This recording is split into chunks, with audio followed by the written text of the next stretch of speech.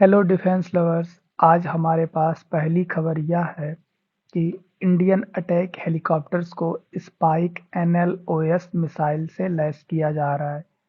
यह missile Russian origin के Mi-17V5 helicopter में लगाया जाएगा। उसके बाद इस मिसाइल को रुद्र और प्रचंड हेलीकॉप्टर में भी लगाया जाएगा। रुद्र और प्रचंड हेलीकॉप्टर स्वदेशी रूप से निर्मित हेलीकॉप्टर हैं। स्पाइक एनएलओएस स्पाइस सीरीज की ही एक मिसाइल है, जिसमें से हम स्पाइस 2000 को बालाकोट एयर स्ट्राइक में पहले इस्तेमाल कर चुके हैं।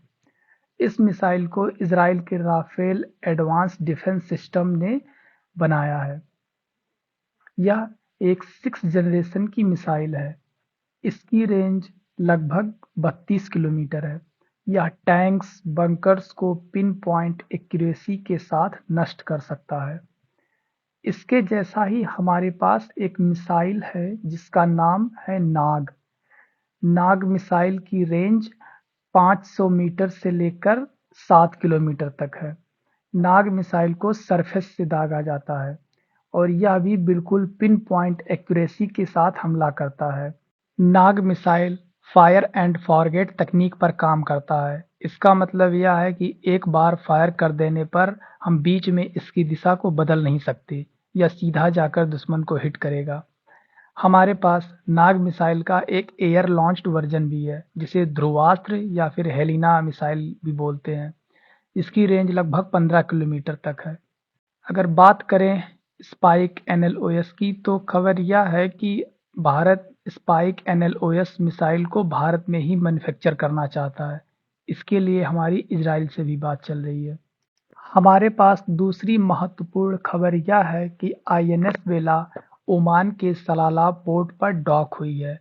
भारत अपनी ताकत का विस्तार भारत के अलावा दूसरे देशों में भी कर रहा है। इसमें से यह एक बहुत ही महत्वपूर्ण कदम है जो कि इंडियन नेवी के द्वारा लिया गया है कि वह विदेशी पोर्ट पर भी अपनी सबमरीन लड़ाकू युद्धक विमानों को डॉक कर रहे हैं।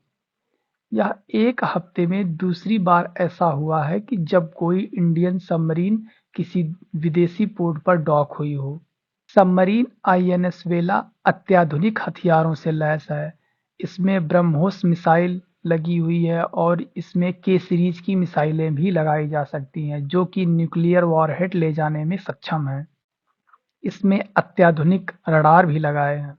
आईएनएस वेला को प्रोजेक्ट P-75 के तहत बनाया गया है, जिसका ऑर्डर 2005 में ही दिया गया था।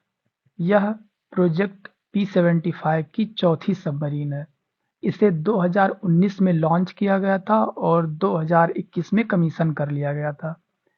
इसे मझगांव डॉकयार्ड ने निर्मित किया है, जो कि भारत की सबसे बड़ी युद्धपोत निर्माण करने वाली कंपनी है। आईएनएस वेला का डिस्प्लेसमेंट सतह पर लगभग 1600 टन का है और पानी के अंदर लगभग 1800 टन का है। इसकी लंबाई लगभग 221 फीट है। इसमें प्रोपल्शन सिस्टम का यूज किया जाता है, जिसे पावर देने के लिए 4 MTU 12V396 SE8 4 diesel engine use में लाए जाते हैं।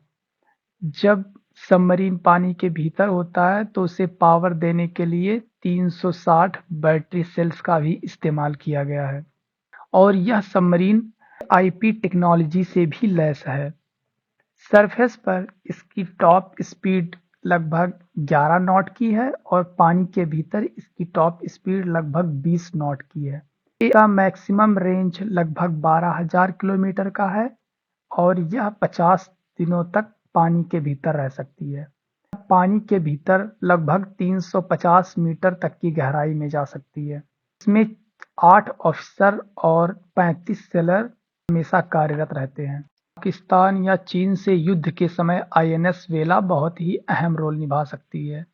युद्ध के समय सेना में सतह पर रहने वाले युद्धपोत को, जैसे फ्रिगेट, डिस्ट्रॉयर, एयरक्राफ्ट कैरियर, गोलीबारी के साथ समुद्र पर हावी होकर समुद्री नियंत्रण प्राप्त करते हैं, जबकि पनडुब्बी का बेड़ा दुश्मन को बंदरगाह छोड़ने और अपनी सीमा में प्रवेश करने से रोकता है। हाइपोथेटिकली मान लेते हैं कि अगर हमारा चीन के साथ युद्ध होता है तो भारतीय पनडुब्बियां चीनी सेना को दक्षिण चीन सागर से हिंद महासागर में घुसने से रोकेंगी। इसी बीच पाकिस्तान के साथ युद्ध की स्थिति में यह पनडुब्बियां अरब सागर में काम करेंगी, जहां पर बड़ी पनडुब्बियां स्वतंत्र रूप से काम नहीं कर पाती। पनडुब्बी की सबसे बड़ी खासियत यह होती है कि वह चुपके से वार करती है, इसीलिए इसे साइलेंट किलर भी कहा जाता है। पनडुब्बी को पानी के भीतर सोनार की मदद से ट्रैक किया जाता है और इसे मारने के लिए टॉरपीडो का इस्तेमाल किया जाता है। आईएनएस वेला बहुत ही शांत सबमरीन है। इसमें स्टेल्थ टेक्नोलॉजी का भी यूज किया गया है, इसलिए इसे ट्रैक करना बहुत ही मुश्किल है।